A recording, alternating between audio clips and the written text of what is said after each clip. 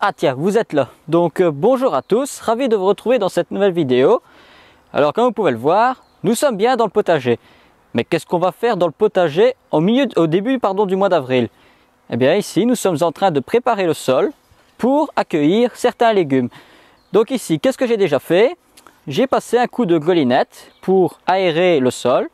Et maintenant, je suis en train de le travailler, de casser les grosses mottes comme ici, pour pouvoir les faciliter et les assainir. Donc ici, on est en train de faire une farine.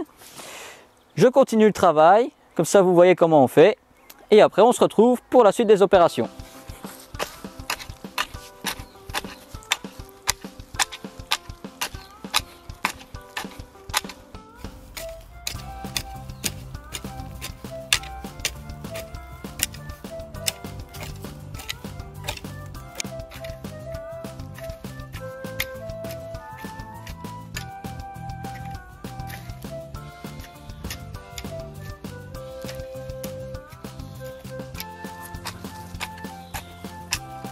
Ah, on y voit déjà un peu plus clair. Donc, ici, qu'est-ce que ça fait en fait le croc? Ça va permettre de casser les grosses mottes qui restent après le passage à la golinette. Maintenant, nous avons un sol qui est déjà, on peut le voir ici, je vais déposer mon outil. On peut voir ici que la terre est déjà plus légère. On peut encore constater qu'il y a des gros morceaux. Alors, dans le cas où on veut faire des semis, c'est encore un peu trop grossier. Pourquoi? Parce que les graines ont besoin de facilité pour pouvoir se lever.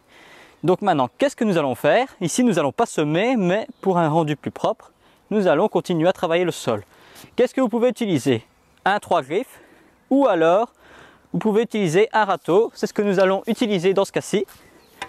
Donc, on change d'outil et avec le râteau, nous allons faire la finition et on se retrouve juste après.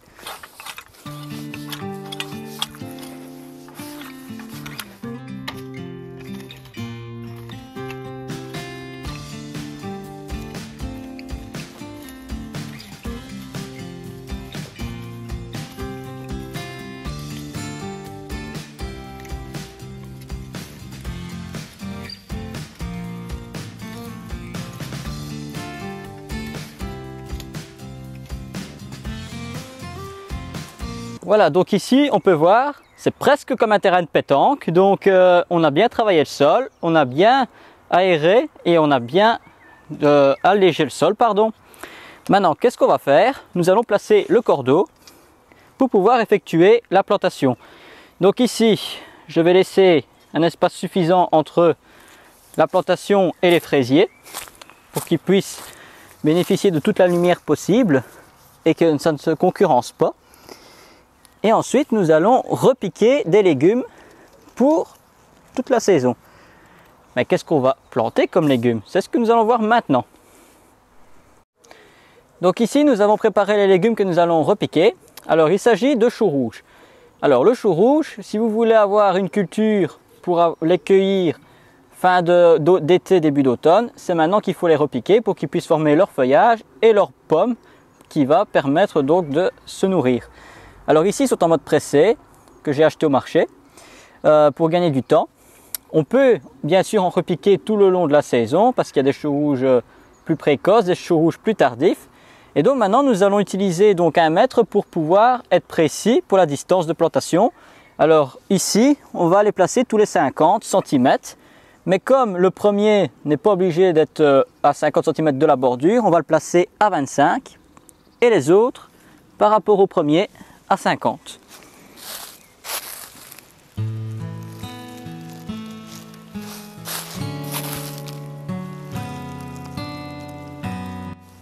Donc nous procédons maintenant à la plantation. Alors ici j'utilise un transplantoir pour ameublir éventuellement le sol s'il y a encore des obstacles pour gêner le développement. Ici je voulais faire une petite parenthèse avant de continuer. La mode pressée que vous voyez ici, elle est composée de tourbe noire et de substrat nutritif. Et donc c'est enrichi avec de l'eau pour former la motte qui est bien compacte. Mais alors, je ne sais pas si vous le voyez, et sûrement que vous vous êtes déjà posé la question, il y a toujours un dépôt blanc sur les mottes. À votre avis, ça peut être quoi? Eh bien tout simplement, il s'agit de sable très fin il a deux avantages. Le premier, d'éviter que la motte ne se dessèche trop rapidement. Ça va garder l'humidité en dessous. Et la deuxième chose, et vous l'aurez sûrement déjà fait et vous aurez déjà remarqué ce problème, vous avez vos mottes qui commencent à verdir. Tout simplement parce qu'il y a des micro-organismes qui se développent et des micro-algues qui vont venir en couche superficielle. Le sable évite l'apparition des algues en surface. Donc voilà une façon de procéder aussi pour la culture. Donc si vous avez envie de faire des mottes pressées et que vous voulez éviter les petits dépôts verdâtres, ce qui n'est pas forcément esthétique, il vous faut tout simplement du sable du Rhin.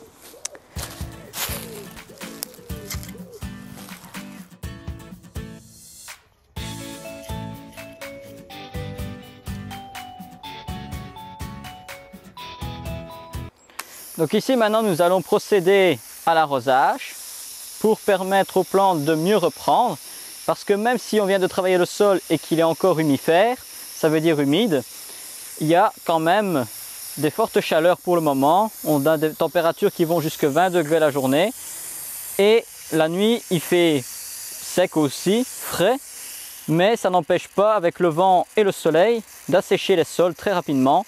Donc je préfère arroser pour éviter tout stress à la plante inutile, en sachant qu'en mode pressé, une fois qu'on les défait, elles sont déjà stressées.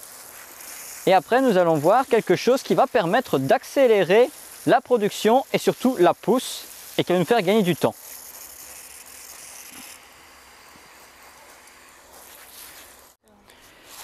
Alors, je vous rassure tout de suite, je n'ai pas picolé, c'est simplement des bouteilles d'eau qu'on a voulu réutiliser. Donc on a coupé le dessous de la bouteille. Et pour ne pas les jeter, qu'est-ce qu'on va faire? Tout simplement, on va déjà enlever et écarter le cordeau pour pouvoir le faire. On vient avec la bouteille, on prend la précaution de mettre les feuilles à l'intérieur et on vient placer la bouteille. Qu'est-ce que ça va faire? Eh bien tout simplement, le fait de mettre la plante dans ce contenant, ça va faire comme une mini étouffée. La chaleur va se concentrer, ça va faire un effet mini-serre et le bouchon qui n'est plus là va servir d'aération pour permettre à l'air de circuler. Et ça va permettre à vos plantes d'avoir comme une mini-serre, ce qui va accélérer son développement et sa reprise. Et une fois que les plants seront plus grands, on pourra enlever la bouteille. Mais ça a aussi un autre avantage que vous oubliez sûrement et que vous avez sûrement comme problème au printemps. Une fois que vous avez tout repiqué, vous êtes vraiment content. Ah chouette, on va pouvoir cultiver nos bons choux rouges. Mais le problème, c'est que vous revenez une heure après et qu'est-ce qui se passe? Les oiseaux ont fait une chair de roi. Donc, qu'est-ce qui se passe? Les feuilles sont totalement dévorées et alors, il faut tout recommencer parce que généralement, ils abîment tous les choux. Mais ici, avec ça, les oiseaux ne savent plus manger nos bons choux.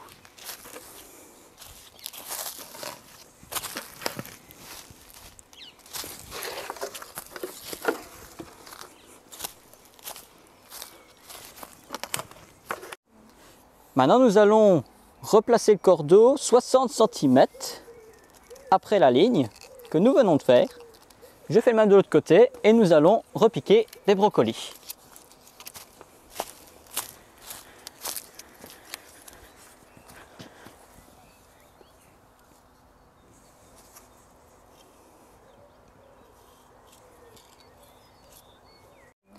Donc maintenant ici nous allons passer sur un autre chou, il s'agit du brocoli. Donc le chou brocoli, on aime bien parce que c'est un légume qu'on consomme assez souvent. Alors ici ça va être différent. On démarre de la bordure, on va mettre le premier à 30 cm de la bordure, comme ceci. Et après les autres, c'est tous les 60.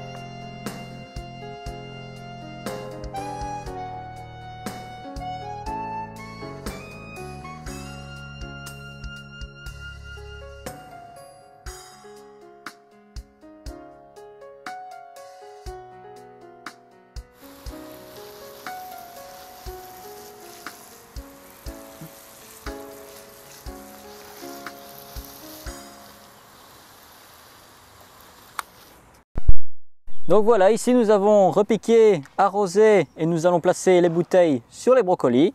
Alors bien sûr, si vous avez des choux verts, des choux paumés, des choux fleurs, etc. pareil, vous pouvez déjà commencer à les repiquer. Choux de Bruxelles aussi. Et donc maintenant, il n'y a plus qu'à attendre. Alors ici, le principal travail à effectuer sera l'arrosage si nécessaire. Si vous avez envie de ne pas trop arroser et de ne plus avoir de mauvaises herbes, vous avez deux solutions. Soit vous griffez régulièrement votre sol pour l'aérer et pour avoir l'eau en cas de pluie qui s'évacue plus facilement. Ou alors vous placez un paillage au pied, ça va permettre d'éviter les adventices et en même temps de garder l'humidité dans votre sol et ça va permettre à la plante de se développer dans de meilleures conditions. Donc voilà, j'espère que cette petite présentation vous aura plu. N'hésitez pas à nous laisser des questions si vous en avez et on se retrouvera très bientôt pour un nouveau sujet. Et n'oubliez pas, le jardinage n'est pas une corvée mais un retour aux sources.